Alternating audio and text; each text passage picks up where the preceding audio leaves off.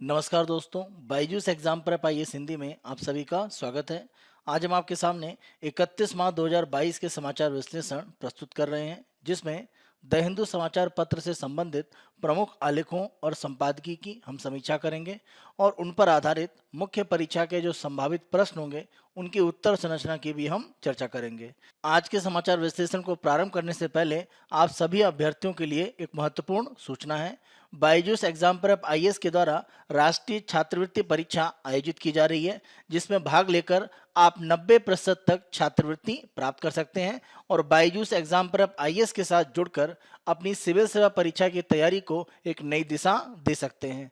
इस राष्ट्रीय छात्रवृत्ति परीक्षा में भाग लेने के लिए आपको निःशुल्क रूप में रजिस्ट्रेशन कराना आवश्यक है। यह रजिस्ट्रेशन 2 अप्रैल 2022 को सायंकाल 6 बजे तक किया जा सकता है। रजिस्ट्रेशन के संबंध में लिंक वीडियो के डिस्क्रिप्शन बॉक्स में दिया गया है। वहां पर लिंक पर जाकर आप अपना रजिस्ट्रेशन फ्री में कर सकते हैं। इस छात्रवृत्ति परीक्षा को 3 अप्रैल 2022 को सुबह 11 बजे आयोजित किया जा रहा है। यह 2 घंटे की ऑनलाइन परीक्षा होगी जो सामान्य अध्ययन पर आधारित होगी। आप इसमें भाग लें और 90% तक छात्रवृत्ति प्राप्त करने का मौका प्राप्त करें। आज के समाचार विश्लेषण को प्रारंभ करने से पहले हम सत्र के विषय देख लेते हैं। पहला विषय वसुधैव कुटुंबकम के रूप में भारत की खाद्य प्रतिक्रिया। वैश्विक स्तर पर अलग अलग देशों में खाद्य आवश्यकताओं के लिए भारत जिस रूप में मदद कर रहा है और अपनी खाद्य सुरक्षा को भी मजबूत कर रहा है, यह आलेख में प्रमुख रूप से चर्चा है। दूसरा आलेख, प्रधानमंत्री ने बिम्स्टेक के लिए मुक्त व्यापार समझौते का प्रस्ताव रखा है। वर्तमान में बिम्स्टेक की 5वीं वर्चुअल बैठक श्रीलंका के माध्यम से आयोजित की जा रही है। इसी बैठक में प्रधानमंत्री जी के द्वारा यह प्रस्ताव दिया गया है। सत्र का तीसरा विषय है पश्चिम एशिया में नीति परिवर्तन। प्रमुख रूप से अरब और इजराइल के बीच में जो विवाद की स्थितियां हैं वो धीरे धीरे समाप्त होने की स्थितियों में जा रही हैं। इसको एक बड़ा नीतिगत परिवर्तन आप कह सकते हैं पश्चिम एशिया के लिए। इसी आधार पर प्रमुख रूप से चर्चा है। चौथा आलेख, पहचान और गोपनीयता। प्रमुख रूप से जिन लोगों को भी किसी मामले में गिरफ्तार किया जाता है या वो लोग हिरासत में हैं, उनके अलग अलग जो आंकड़े इकट्ठे किए जाएंगे उसके संदर्भ में प्रमुख रूप से चर्चा की गई है। अगला आलेख, इंडियन ओशियन नेवल सिंपोजियम समुद्री अभ्यास IMX 22 का पहला संस्करण। हिंद महासागर क्षेत्र में समुद्री परिवहन को सुरक्षित रखने के लिए इंडियन ओशियन नेवल सिंपोजियम का यह जो पहला समुद्री अभ्यास है वो काफी महत्वपूर्ण है। आज का हमारा अंतिम आलेख होगा अपशिष्ट प्रसंस्करण के लिए प्लास्टिक की बोतलों के आयात की अनुमति, और इसको पर्यावरणविद एक तरह से सही नहीं मान रहे हैं। इसी आधार पर हम इसकी चर्चा करेंगे। अंत में हमारी चर्चा के आधार पर मुख्य परीक्षा के जो संभावित प्रश्न होंगे उनकी उत्तर संरचना की हम चर्चा करेंगे। आज का पहला आलेख देखते हैं, इंडियाज फूड रेस्पॉन्स एज वसुधैव कुटुंबकम। भारत में अगर हम देखें तो प्राचीन समय से ही एक दार्शनिक सिद्धांत को अपनाया जाता है जिसको हम वसुधैव कुटुंबकम कहते हैं, यानी पूरी दुनिया को एक परिवार के रूप में ही माना जाता है। और इसी आधार पर भारत में खाद्यान्न उत्पादन में जो स्थितियां मजबूत हैं उसका प्रयोग करके अन्य देशों में खाद्यान्न की जो समस्या है उसके लिए भारत के द्वारा कार्य किया जा रहा है। वर्तमान स्थितियों में अगर हम देखें तो जलवायु संकट, कोविड-19 महामारी का जो प्रभाव रहा है, इसी के साथ साथ अलग अलग देशों में जो संघर्ष चल रहे हैं और गरीबी और असमानता के कारण वैश्विक स्तर पर भुखमरी की स्थिति बढ़ी है। अगर हम 2019 का आंकड़ा देखें तो दुनिया में 650 मिलियन लोग स्थायी रूप से भूख से पीड़ित हैं। 2014 की तुलना में अगर हम देखें तो ये आंकड़ा 43 मिलियन अधिक है। कोविड-19 महामारी की शुरुआत के बाद अगर हम देखें तो भुखमरी पर जो लोग एक तरह से पहुंचे हैं उनकी स्थिति कोविड-19 से पहले जितनी थी उसका दोगुना हो गया है। यानी कोविड-19 से पहले लगभग 135 मिलियन लोग भुखमरी से पीड़ित थे, लेकिन यही आंकड़ा कोविड-19 के बाद लगभग 270 मिलियन तक पहुंच गया है। वर्तमान स्थिति में अगर हम देखें तो 2021 में 270 मिलियन लोगों को तात्काल खाद्यान्न सहायता की आवश्यकता महसूस की गई वैश्विक स्तर पर। लेकिन अगर हम अफगानिस्तान में बढ़ते हुए संकट की स्थिति को देखें और साथ साथ यूक्रेन और रूस का जो युद्ध चल रहा है उसके बाद जो बड़ी संख्या में लोग विस्थापित हुए हैं, अगर हम उनकी बात करें तो इन सबको अगर हम सम्मिलित रूप में देखें तो माना जा रहा है कि तात्कालिक खाद्यान्न की जो सहायता की आवश्यकता है वो संख्या 270 मिलियन के आंकड़े से भी ज्यादा हो सकती है। वैश्विक स्तर पर कुपोषण की स्थिति काफी खराब है, इसी कारण खाद्य सहायता की काफी आवश्यकता है। लगभग 15 करोड़ बच्चे हैं जो कुपोषण के कारण अविकसित हैं। 50 मिलियन बच्चे अपनी उम्र की तुलना में कम भार के हैं और हर दूसरा बच्चा, और साथ साथ अगर हम 2 अरब वयस्कों की बात करें तो उनमें सूक्ष्म पोषक तत्वों की कमी है और ये उनको कुपोषित एक तरह से करता है। भारत के लिए अगर हम बात करें तो भारत के द्वारा जो उत्पादन किया जा रहा है वो अपनी आवश्यकता से कुछ अधिक है। इस आधार पर हम खाद्यान्न सहायता के लिए प्रमुख रूप से जो खाद्य है वो वैश्विक स्तर पर उपलब्ध करा पा रहे हैं। हरित क्रांति को प्रमुख रूप से भारत में खाद्यान्न उत्पादन में आत्मनिर्भरता प्राप्त करने के लिए उत्तरदायी माना जाता है और हमने तेजी से इस क्षेत्र में प्रगति की है। 2020 में भारत ने 300 मिलियन टन अनाज का उत्पादन किया और 100 मिलियन टन का खाद्य भंडार हमने सुरक्षित रखा। अगर हम 60 के दशक से पहले देखें तो खाद्यान्न की कमी थी और हमें उसे आयात करना पड़ता था।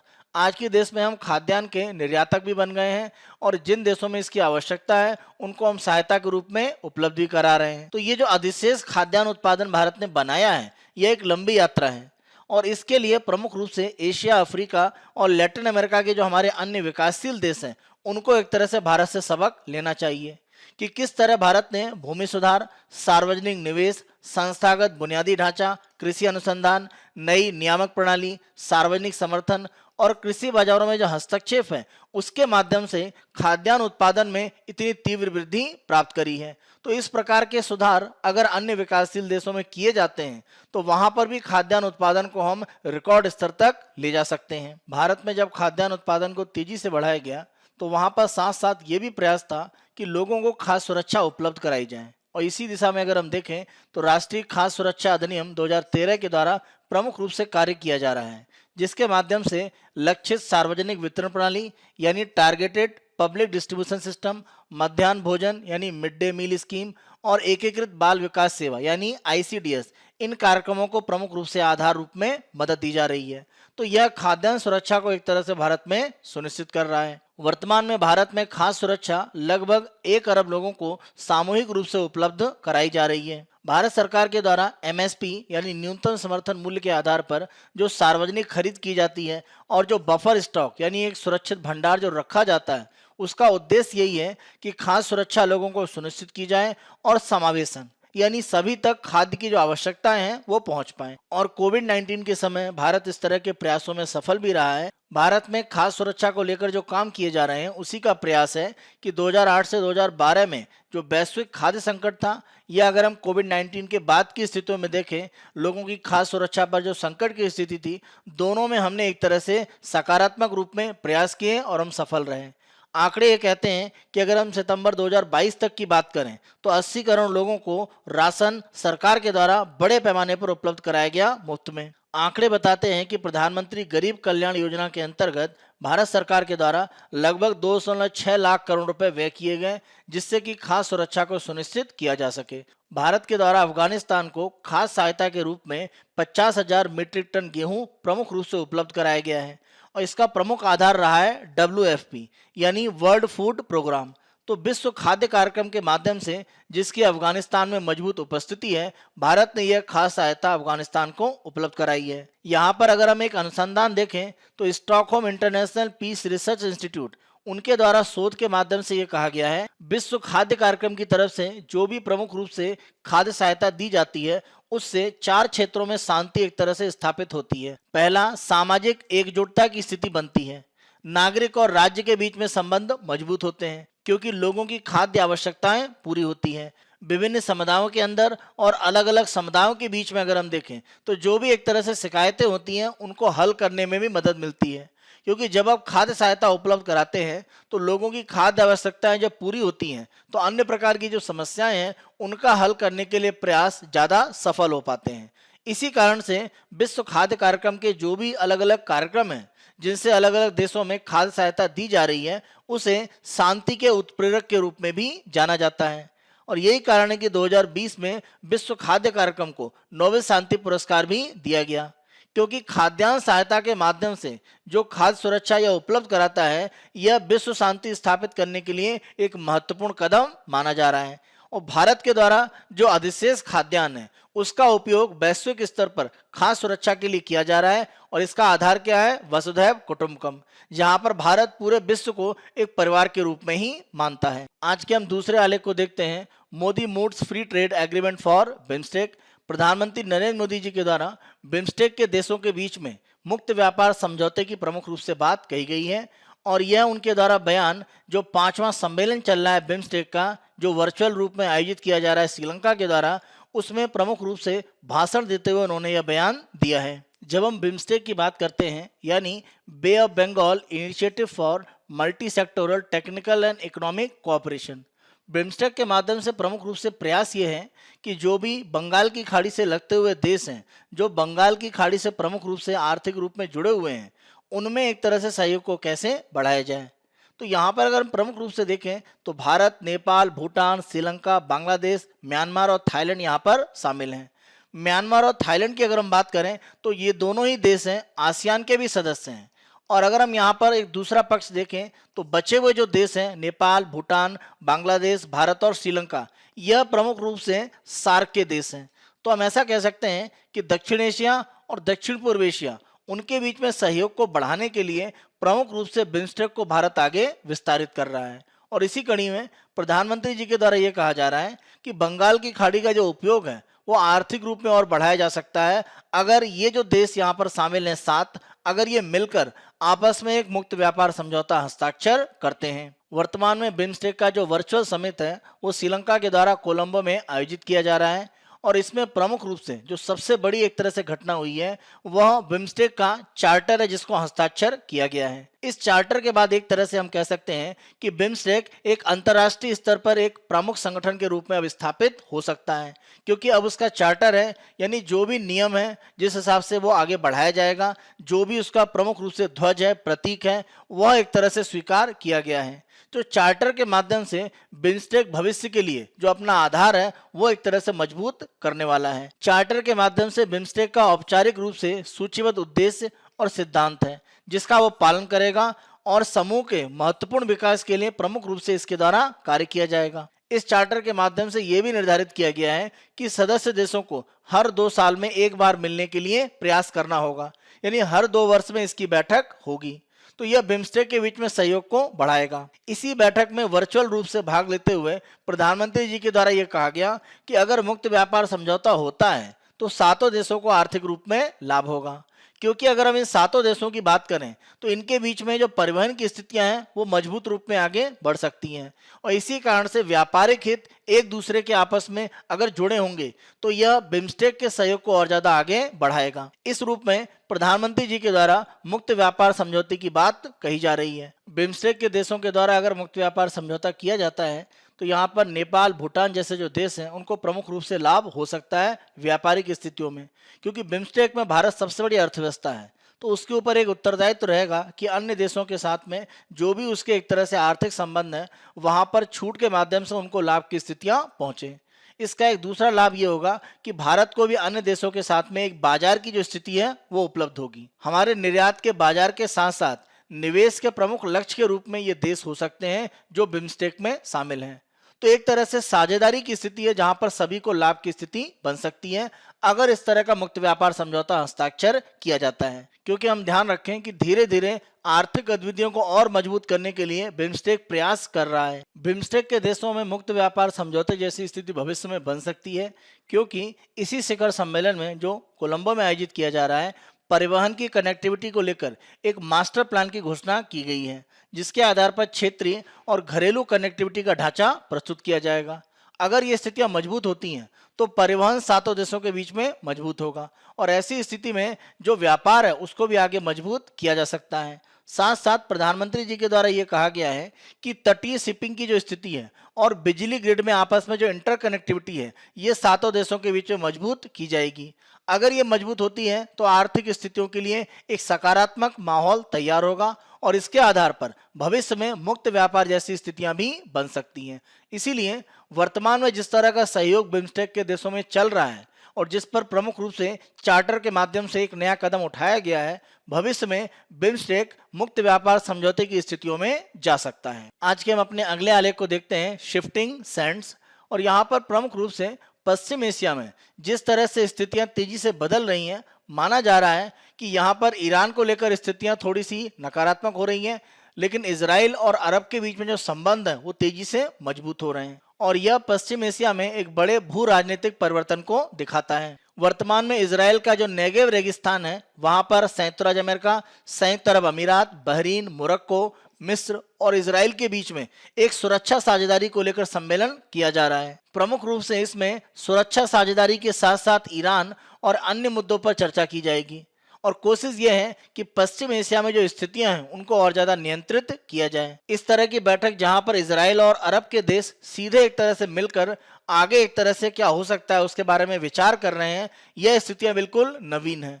क्योंकि अगर हम आज से 10 से 20 साल पहले देखें तो अरब और इजराइल के बीच में इस तरह की बैठक की कोई उम्मीद नहीं थी। इसका आधार अगर हम प्रमुख रूप से देखें तो 2020 का अब्राहम समझौता है। सितंबर 2020 में अब्राहम समझौते के माध्यम से प्रमुख रूप से संयुक्त राज्य अमेरिका की मध्यस्थता के कारण यूएई, इजराइल और बहरीन इनके बीच में एक तरह से संबंध मजबूत हुए और प्रमुख रूप से इजराइल को मान्यता देने की जो स्थितियां हैं वो एक तरह से बढ़ी। अब्राहम समझौते का एक सकारात्मक परिणाम था कि आगे चलकर मोरक्को और सूडान इन देशों ने भी एक तरह से इजराइल के साथ अपने जो संबंध है उनको सामान्य किया। वर्तमान में इजराइल के साथ 6 अरब देशों ने अपने जो संबंध है वो सामान्य किए हैं, जिसमें प्रमुख रूप से संयुक्त अरब अमीरात, बहरीन, मोरक्को और सूडान अगर हम देखें तो 2020 और उसके बाद प्रमुख रूप से उन्होंने संबंधों को सुधारा है। 2020 के अगर हम पहले देखें तो इजराइल और मिस्र के बीच में 1979 में एक समझौता हुआ था जिससे एक तरह से शांति की स्थापना दोनों के बीच में हुई थी। इसी के साथ साथ अगर हम जॉर्डन की बात करें जिसके साथ इजराइल ने 1994 में अपने जो संबंध है वो सामान्य किए। अब्राहम समझौते के माध्यम से यह भी संकेत दिया गया कि प्रमुख रूप से फिलिस्तीनी क्षेत्रों पर जो इजराइल का लगातार कब्जा बना हुआ है और जिसे अरब और इजराइल के बीच में सबसे बड़ी समस्या की जड़ माना जाता है, अब उसको स्वीकार नहीं किया जा रहा है।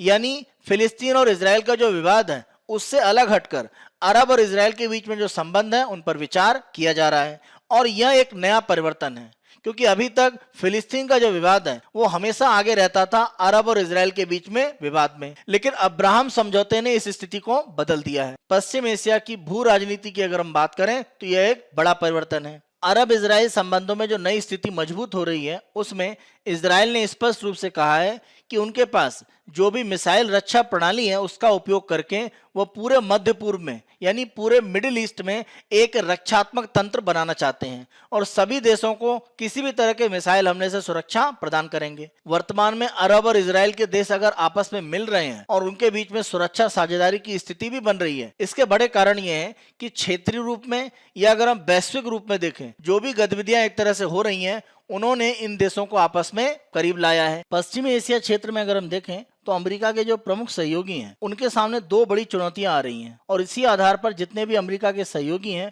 वो मिलकर एक तरह से काम करने का प्रयास कर रहे हैं। जैसे अगर हम प्रमुख रूप से देखें इजराइल की बात करें या अगर हम बहरीन की बात करें, यूएई की बात करें तो अमेरिका के साथ इनके संबंध काफी अच्छे रहे हैं, लेकिन वर्तमान स्थितियों में इनको 2 चुनौतियों का सामना करना पड़ रहा है। अगर हम पहली देखें, पहली स्थिति यह है कि अमेरिका की तरफ से जो सुरक्षा का एक कवच इनको दिया जाता है पश्चिमी एशिया में वो थोड़ा कमजोर हुआ है। अमेरिका के द्वारा जो सुरक्षा की स्थितियां पश्चिमी एशिया में उपलब्ध कराई जाती हैं उसके बदले पश्चिमी एशिया के जो खाड़ी के देश हैं वहां से प्रमुख रूप से कच्चे तेल की आपूर्ति बिना किसी बाधा के अमेरिका तक एक तरह से पहुंचेगी, इसकी गारंटी रहती है।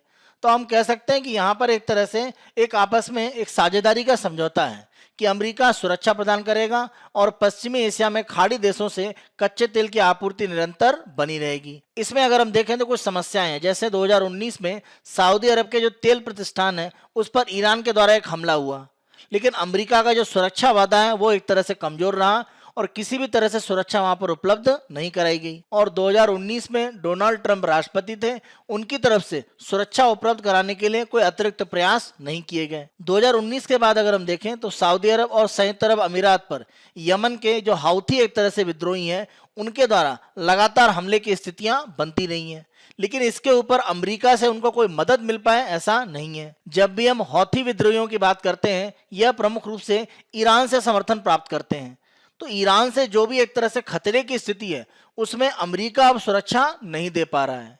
तो इसी के कारण जो देश है वो आपस में एक होकर ईरान से सुरक्षा की स्थितियां अपने आप स्वयं बनाना चाहते हैं। तो पहली बड़ी चुनौती ये आ रही है। दूसरी अगर हम चुनौती की बात करें तो जितने भी खाड़ी के देश हैं, अगर हम ईरान को छोड़ दें और इजराइल, इनमें प्रमुख रूप से अमेरिका से अलग एक तरह का विचार है। अगर हम ईरान परमाणु समझौते की बात करें, अमेरिका के द्वारा यह माना जाता है कि जो परमाणु समझौता 2015 का है उसी को एक तरह से नए रूप में आगे बढ़ाया जाए।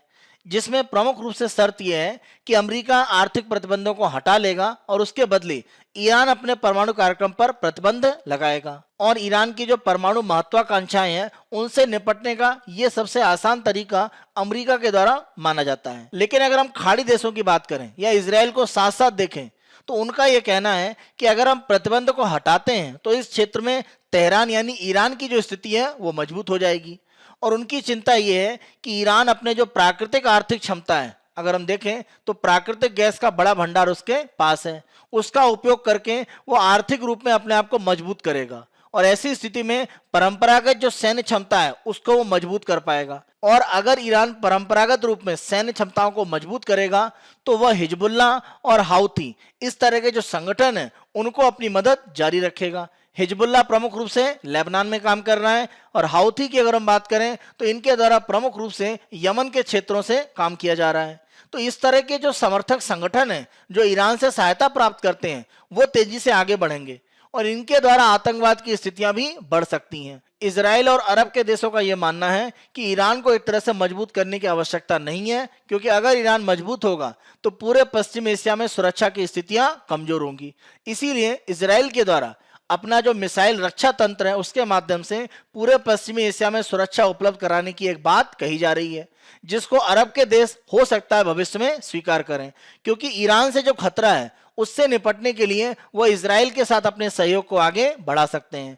पश्चिमी एशिया में जब हम विवादों की बात करते हैं तो ईरान प्रमुख रूप से शिया समूहों का समर्थन करता है, जैसे अगर हम बात करें हिजबुल्ला की जो लेबनान से कार्य करता है, और दूसरी तरफ अगर हम सऊदी अरब की बात करें तो वह प्रमुख रूप से सुन्नी एक तरह से जो संगठन है उनके साथ समर्थन में आता है।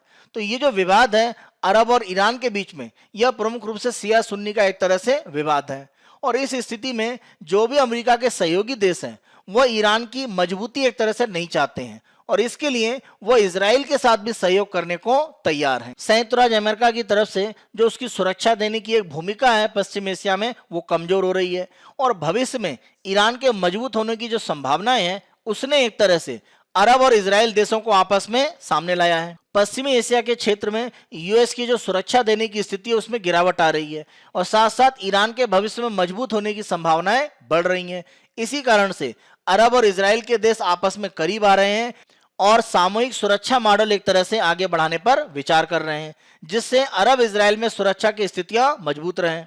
वर्तमान में अगर हम व्यावहारिक यथार्थवाद की बात करें तो अरब और इजराइल के बीच में जो सहयोग है वो सटीक है, इसमें किसी तरह की समस्याएं नहीं है। लेकिन अगर हम शांति स्थापना करने की बात करते हैं पश्चिमी एशिया में और इससे स्थापित हो जाएं तो यह आवश्यक नहीं है, क्योंकि पश्चिम एशिया में ईरान एक महत्वपूर्ण भाग है और जब तक किसी भी तरह की शांति वार्ताओं में या शांति स्थापित करने की जो प्रक्रियाएं हैं उसमें ईरान शामिल नहीं होगा, हम पश्चिम एशिया में स्थायी शांति की बात नहीं कर सकते हैं।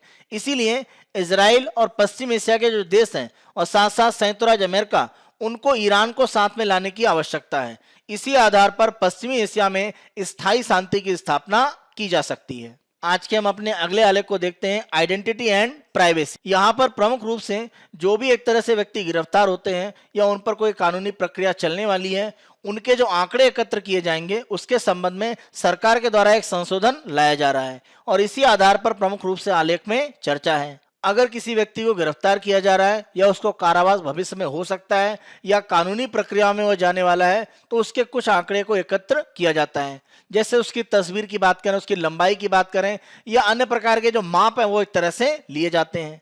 केंद्र सरकार की तरफ से एक नया प्रस्ताव आया है और यहाँ पर सामान्य शारीरिक माप के अलावा तस्वीर, उंगलियों के निशान के साथ साथ कैदियों के बायोमेट्रिक और अन्य प्रकार के जो जैविक डाटा है उनको भी संग्रह करने की स्थितियां बनाई जा रही हैं। यह रिकॉर्ड इकट्ठा करने की जो प्रथा है वह लगभग हम देखें तो 1920 से प्रारंभ है। आपराधिक प्रक्रिया पहचान विधेयक 2022 के माध्यम से सरकार के द्वारा जो संशोधन किए जा रहे हैं उसमें प्रमुख रूप से अगर हम देखें तो जैविक नमूने और उनके विश्लेषण करने की स्थितियां बन रही हैं।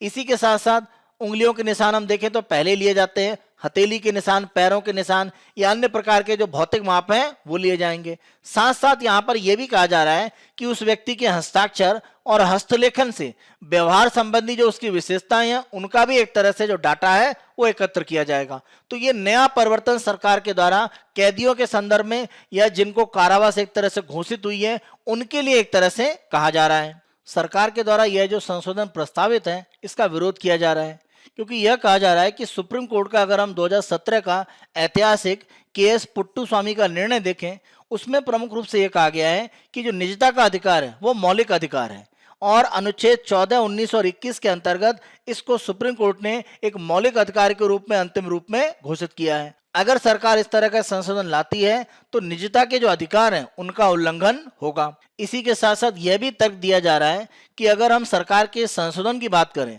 तो किसी भी व्यक्ति का जो आंकड़ा है वो जबरदस्ती भी लिया जा सकता है पुलिस प्रशासन के द्वारा, और ऐसी स्थिति में अगर हम संविधान के अनुच्छेद 20(3) की बात करें तो उसका उल्लंघन होता है, क्योंकि यहाँ पर आत्म अपराध के खिलाफ जो अधिकार है वो एक तरह से दिया जा रहा है। इस अनुच्छेद के माध्यम से किसी व्यक्ति को स्वयं के खिलाफ भी एक तरह से गवाही देने की जो स्थितियां हैं उसके लिए विवश नहीं किया जा सकता है।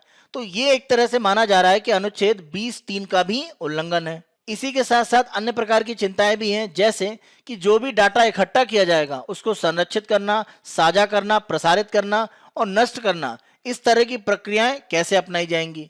अगर हम इस बिल की बात करें तो इसमें यह कहा गया है कि कोई भी डाटा है वो 75 साल के लिए संरक्षित करके रिकॉर्ड में रखा जाएगा, और अगर व्यक्ति को जिसका आंकड़ा इकट्ठा किया गया है और उसे मान लीजिए न्यायालय के द्वारा बरी कर दिया जाता है तो उसका जो आंकड़ा है उसको नष्ट कर दिया जाएगा। हम ध्यान रखें, भारत में अभी भी डाटा संरक्षण के संबंध में कोई मजबूत कानून नहीं है, और ऐसी स्थिति में अगर किसी व्यक्ति के कोई भी आंकड़े इकट्ठे किए जाते हैं तो उनके संग्रह, भंडारण और विनाश की जो स्थितियां हैं वो किस रूप में होंगी उस पर सवाल उठाए जा रहे हैं।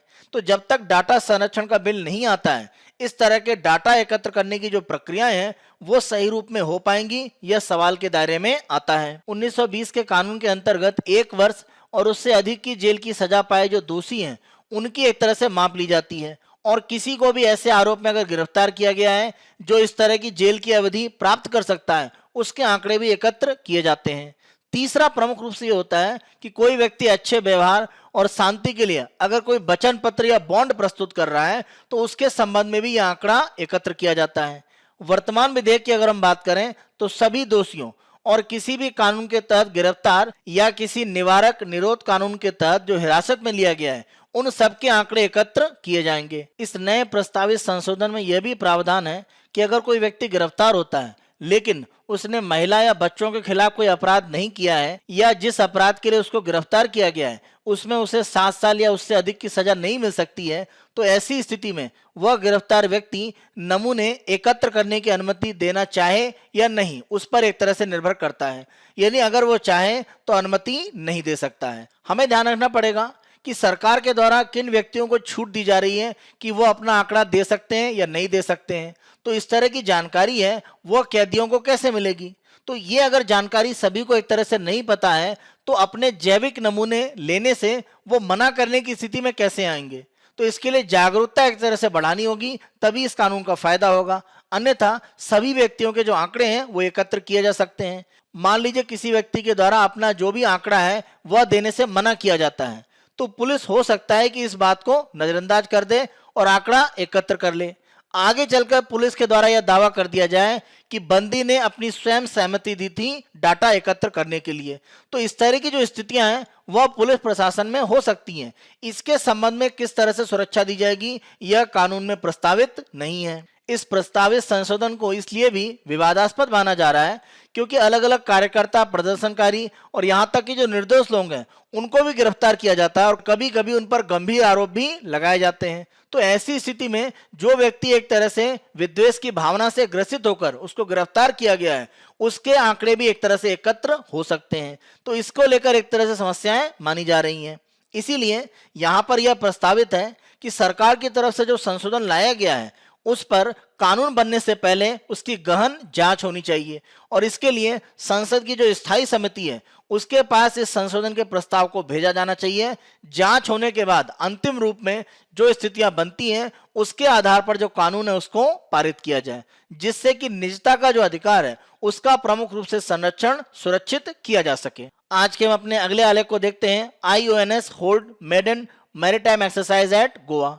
Indian ocean naval symposium IONS इनके द्वारा अपना पहला समुद्री अभ्यास गोवा और अरब सागर के क्षेत्र में 26 से 30 मार्च के बीच में किया गया है, जिससे कि IONS के जो सदस्य देश हैं उनके बीच में जो सहयोग की भावना है और आपसी साझेदारी है उसको मजबूत किया जा सके। इंडियन ओशियन नेवल सिंपोजियम यानी IONS हिंद महासागर क्षेत्र के जो तटीय देश हैं उनके बीच में समुद्री सहयोग को बढ़ाने के लिए एक मंच है। हिंद महासागर के जो तटीय देश हैं उनके बीच में शांतिपूर्ण संबंधों को बनाए रखने में इसके द्वारा मदद की जाती है। IONS की प्रमुख रूप से कोशिश यह है कि हिंद महासागर क्षेत्र में एक प्रभावी समुद्री सुरक्षा आवरण उपस्थित किया जाए, जिससे कि सामूहिक रूप में जो समुद्री परिवहन है उसका उपयोग करके सभी देश एक तरह से समृद्धि कर सकें। IONS की जो प्रारंभिक स्थिति है वो 2008 में है, जो भारतीय नौसेना के द्वारा प्रमुख रूप से आयोजित की गई। प्रत्येक 2 वर्ष में IONS के जो प्रमुख होते हैं अलग अलग नौसेना के, उनका सेमिनार और अलग अलग बैठकें आयोजित की जाती हैं। तो प्रत्येक 2 वर्ष में IONS के द्वारा एक तरह से बैठकें की जाती हैं। वर्तमान में इसमें जो 25 सदस्य हैं उनमें अगर हम देखें तो दक्षिण एशिया के समुद्री तट पर बांग्लादेश, भारत, मालदीव, पाकिस्तान, सेशल्स, श्रीलंका और यूनाइटेड किंगडम यानी ब्रिटिश हिंद महासागर के जो भी द्वीप हैं वो शामिल हैं। पश्चिम एशियाई समुद्री तट की अगर हम बात करें, ईरान, ओमान, सऊदी अरब और संयुक्त अरब अमीरात। पूर्वी अफ्रीकी समुद्री तट, फ्रांस यानी रियूनियन द्वीप की बात करें जो फ्रांस के नियंत्रण में है, केन्या, मॉरिशस, मोजाम्बिक, दक्षिण अफ्रीका और तंजानिया। दक्षिण पूर्व एशियाई और ऑस्ट्रेलियाई समुद्री तट, इसमें Australia, Indonesia, Malaysia, Myanmar, Singapore, Thailand और तिमोर लेस्ते शामिल हैं। प्रेक्षक के रूप में अगर हम देखें तो IONS में चीन, Germany, Italy, Japan, Madagascar, Netherland, रूस और स्पेन शामिल हैं। प्रमुख रूप से IONS का जो पहला समुद्री अभ्यास है वो 26 से 30 मार्च के बीच में आयोजित किया गया है, जिसमें 25 सदस्य देशों में से 16 ने भाग लिया था। इस अभ्यास के माध्यम से क्षेत्रीय नौसेनाओं के लिए किसी भी क्षेत्र में हिंद महासागर में कोई अगर प्राकृतिक आपदा आती है तो उसमें सामूहिक रूप में कैसे सहयोग करना है और प्रतिक्रिया देना है, उसके रूप में प्रमुख रूप से इस अभ्यास में काम किया गया, जिससे कि जो भी IONS के सदस्य देश हैं उनमें क्षेत्रीय सहयोग और मजबूत करके भविष्य के लिए एक मजबूत समुद्री साझेदारी को आगे बढ़ाया जाए। आज के हम अपने अंतिम आलेख को देखते हैं, import of plastic bottles for waste processing allowed. इस आलेख के माध्यम से प्रमुख रूप से यह बताया गया है कि 2019 में प्लास्टिक कचरे के आयात पर हमने प्रतिबंध लगा दिया था। पर्यावरण मंत्रालय ने प्लास्टिक कचरे के रूप में पॉलीथीन, टेरेफ्थलेट के जो कंटेनर हैं उनके प्रसंस्करण के आयात करने की जो अनुमति है दोबारा दे दी है। यानी जो हमने प्रतिबंध 2019 में लगाया था उसमें कुछ छूट हमने अब दे दी है। और यह प्रतिबंध क्यों वापस लिया गया है, इसका बड़ा कारण यह है कि जो भी कचरे का प्रसंस्करण करने वाली इकाइयां हैं उनका यह कहना है कि उनके कारोबार में या व्यापार में एक तरह से समस्याएं आ रही हैं, क्योंकि भारत में बहुत कम कचरा एक तरह से उनको उपलब्ध हो रहा है, इसीलिए उनको वित्तीय नुकसान हो रहा है। तो उनकी मांग थी कि उनको अनुमति दी जाए कि विदेशों से जो कचरा है वो आयात कर सकें, जिससे कि उनका जो व्यापार है कचरे के प्रसंस्करण का वो आगे बढ़ सके। और इसी आधार पर एक तरह से यह अनुमति दी गई है। घरेलू स्तर पर अगर हम आंकड़े देखें तो पॉलीएथाइलिन टेरेफ्थलेट के जो कचरे हैं उसकी भारत में कोई कमी नहीं है। उद्योग के आंकड़े ये कहते हैं कि भारत में सालाना 14 लाख टन से अधिक प्लास्टिक की खपत होती है। और यहाँ पर अगर हम वैश्विक स्तर पर रिसाइकलिंग की बात करें तो 80% एक तरह से रिसाइकलिंग होती है, जो वैश्विक स्तर पर मानदंड है, और भारत में भी प्रक्रिया यही है। इस आधार पर भी अगर हम देखें तो माना जा रहा है कि लगभग 2.8 लाख टन प्लास्टिक की बोतलें ऐसी हैं जो कचरे के रूप में कभी इकट्ठी नहीं हो पाती हैं, तो उनका प्रसंस्करण या उनकी रिसाइकलिंग भी नहीं होती है। इसीलिए यह कहना कि भारत में इस तरह की प्लास्टिक उपलब्ध नहीं है वो गलत है। हमारे यहाँ प्लास्टिक है, लेकिन उसको कचरे के रूप में एकत्र करके उसके प्रसंस्करण की प्रक्रियाएं नहीं हो पा रही हैं। वैश्विक स्तर पर अगर हम देखें तो सभी देशों के द्वारा अपना जो स्थानीय प्लास्टिक कचरा है उसी का प्रबंधन किया जा रहा है, उसका प्रसंस्करण करके उपयोग किया जा रहा है, और आयात पर सामान्यतः प्रतिबंध लगाए जा रहे हैं। लेकिन भारत में हम देखें तो हमने प्रतिबंध लगाया 2019 में, लेकिन हम दोबारा हमने आयात करने की अनुमति दे दी है। हमारी कोशिश ये होनी चाहिए कि हम बाहरी आयात को रोकें और स्थानीय स्तर पर जो भी हमारा कचरा है उसके संग्रह को बढ़ाएं, क्योंकि अभी हमने देखा आंकड़े ये दिखा रहे हैं कि 2.8 लाख टन प्लास्टिक है उसका संग्रह नहीं हो रहा है। अगर प्लास्टिक का संग्रह बढ़ेगा तो हमारे जो घरेलू उद्योग हैं उनको प्रसंस्करण के लिए प्लास्टिक उपलब्ध हो पाएगी और आयात की आवश्यकता नहीं होगी। अंतिम रूप में हमारी कोशिश यही होनी चाहिए कि दूसरे देशों के कचरे को लाकर हम प्रसंस्कृत करके उपयोग करें। इससे बेहतर है कि हम अपना जो कचरा भारत में उत्पन्न हो रहा है उसके पुनर्नवीनीकरण या रिसाइकिल करने की जो प्रक्रियाएं हैं उनको मजबूत करें। इससे पर्यावरण सुरक्षा भी होगी और साथ साथ हमारा कचरा जो है उसका प्रबंधन भी मजबूत होगा और इससे संबंधित जो उद्योग हैं उनकी समस्याएं भी हल हो सकती हैं। आज की चर्चा के आधार पर मुख्य परीक्षा के हम अभ्यास प्रश्न देखते हैं। पहला प्रश्न, भारत की पुरानी खाद्य कमी से अधिशेष उत्पादक तक की यात्रा और विश्व खाद्य कार्यक्रम के साथ भागीदारी विकासशील देशों के लिए सबक है। टिप्पणी करें। 150 शब्द, 10 अंकों का प्रश्न। उत्तर संरचना हम देखते हैं। भूमिका, भारत ने खाद्यान्न उत्पादन में हरित क्रांति के बाद जो विकास किया है और विश्व में खाद्य सुरक्षा में सहायता प्रदान की है उसका उल्लेख करें। मुख्य भाग, भारत में खाद्यान्न उत्पादन की स्थिति, विश्व के अलग अलग देशों में विश्व खाद्य कार्यक्रम द्वारा सहायता प्रदान करना। प्रमुख रूप से अफगानिस्तान का उदाहरण आप दे सकते हैं। अन्य विकासशील देशों के लिए उदाहरण के रूप में जो हमने सुधार किए थे वो वहां पर भी करके खाद्यान्न सुरक्षा की स्थितियां बन सकती हैं।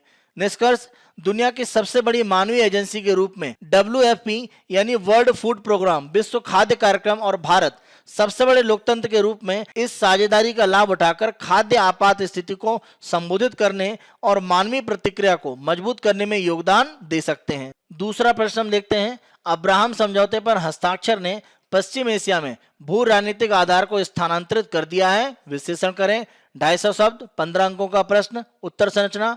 भूमिका, अब्राहम समझौते ने पश्चिम एशिया में नए समीकरण का निर्माण किया है जिससे ईरान से अलग अन्य देश सहयोग बढ़ा रहे हैं। मुख्य भाग, अब्राहम समझौते की चर्चा करें। पश्चिम एशिया में नए समीकरण के कारण हमने जो 2 प्रमुख कारण चर्चा किए हैं वो आप बता सकते हैं। भविष्य में संभावनाएं क्या हैं? यहाँ पर आप भविष्य में ईरान के विरोध में एक सुरक्षा को लेकर जो साझेदारी है उसके विकसित होने की जो संभावनाएं दिख रही हैं उसके बारे में आप बता सकते हैं। निष्कर्ष, यदि स्थायी शांति और सुरक्षा प्राथमिक लक्ष्य है तो इजराइल पश्चिम एशियाई देशों और यूएस को ईरान को साथ लेना चाहिए, तभी स्थायी शांति पश्चिम एशिया में स्थापित हो सकती है। यह हमारा 31 मार्च 2022 का समाचार विश्लेषण है। आने वाले दिनों में अन्य दिनों के समाचार विश्लेषण हम आपको इसी तरह से उपलब्ध कराते रहेंगे। बायजूस एग्जाम पर IAS हिंदी को आप बहुत अधिक पसंद कर रहे हैं। अधिक से अधिक संख्या में लाइक, शेयर और सब्सक्राइब करना ना भूलें। धन्यवाद।